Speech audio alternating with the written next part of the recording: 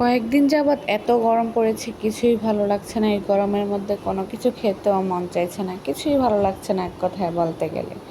তার উপর আফিফের বাবা তো বাসায়, সে বাসায় থাকলে তার টক ঝাল কিছু না কিছু খেতেই হবে। প্রতিদিন তার ঝাল জাতীয় কিছু একটা খেতেই হবে। সে বাসায় থাকলে প্রতিদিন এরকম কিছু না কিছু একটা বানাবেই। তো সে আজকে আমরা জাম্বুরা পেয়ারা দিয়ে একটা মজাদার ভর্তা বানিয়েছি, টক ঝাল মিষ্টি যেটা বলতে গেলে। গরমের মধ্যে কিন্তু এগুলো খেতে ভালোই লাগে, তাই না? কে কে বাসায় এভাবে বানান কমেন্ট বক্সে কিন্তু জানাবেন। আমি আবার এগুলো খুব কমই বানাই, কারণ আমার হাত জ্বলে মরিচ দিয়ে কিছু বানাতে গেলে। তো সব সময় সেই তো বেশি খেতে চায়, তো সেই বানায় সব সময়। কুটাকাটি যা আছে সব কিছু সেই করে, মাখামাখি যা আছে সব সেই করে। আমি এগুলোর মধ্যে হাত দিই না, কারণ আমার কেন যেন এগুলোর মধ্যে ধৈর্য নেই এসব করার।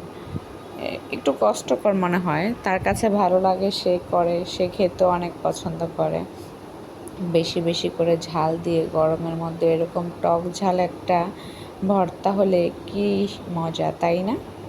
তো বাসায় কে কে গরমের মধ্যে এরকম করে ভর্তা বানিয়ে খান সবাই কিন্তু জানাবেন। আমরা কিন্তু বাহিরে কোথাও ঘুরতে গেলেই যখন দেখি বাহিরে এগুলো বেশি চলছে গরমের মধ্যে, টক ঝাল ভর্তা যখন নিয়ে আসে আমরা সামনে পড়লেই কিন্তু কিনে খাই। এরকম করে যদি বাসায় বানানো হয় তাহলে তো কথাই নেই, তাই না? আসলে এত পরিমাণ গরম পড়েছে, মানুষ কি করবে, কিছুই ভালো লাগছে না। তো দেখেন কি মজাদার একটা ভর্তা হয়েছে, দেখতে কিন্তু অনেক সুন্দর হয়েছে, ঠিক না? একেবারে বাহিরে যেভাবে বানায়, বাহিরেটা তো স্বাস্থ্যসম্মত না, ধুলাবালি থাকে। তো বাসারটা তো একেবারে অনেক সুন্দর করে বানানো হয়েছে। দেখতেই পাচ্ছেন, কাদের দেখে দেখে জিভে জল আসছে কমেন্ট বক্সে কিন্তু কমেন্ট করে জানাবেন। তারপর আমি দুপুরের জন্য রান্না করব, সেজন্য কুটাকাটির জন্য প্রস্তুতি নিলাম। বাজার থেকে টাটকা টাটকা সবজি নিয়ে আসছে। এই সিজনে এখনও সিম খাওয়া হয়নি, সিমের সিজন বলতে গেলে এখনও আসেনি, কিন্তু বাজারে সিম দেখা যাচ্ছে। সে বলছে সব সময় তো এই তরকারিগুলোই দেখি কমন, করলা, ভেন্ডি, বেগুন। তো সে আজকে আবার সিম নিয়ে আসছে, যে বলে আজকে সিম রান্না করে দিতে হবে।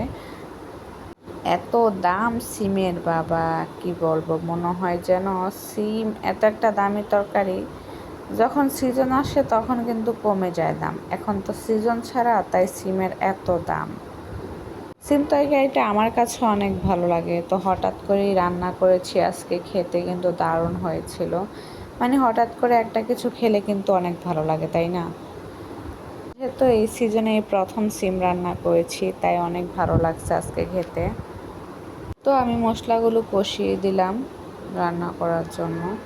মানে গরমে না কিছুই ভালো লাগছে না, কথা বলবো যে সেটাও মন চাইছে না, এত গরম, বাবা কি অবস্থা। আসলে আমরা বাঙালিরা সব কিছুতে অস্থির।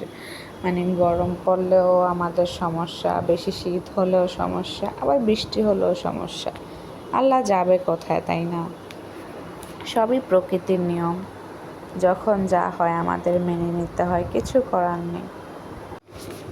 তো সিমের সাথে টমেটো না দিলে কিন্তু যায়ই না বলতে গেলে। আর টমেটো তো আমার অনেক ফেভারিট একটা জিনিস, সব তরকারির মধ্যে আমার টমেটো দেওয়াই লাগবে। টমেটো ছাড়া মনে হয় যে আমার কাছে সব কিছু অপূর্ণ লাগে। যাই হোক, টমেটোর দামও কিন্তু এখন অনেক বেশি। তো যাই হোক, আপনাদের সাথে কথা বলতে বলতে আমার তরকারি রান্নাটা কিন্তু হয়ে গেছে।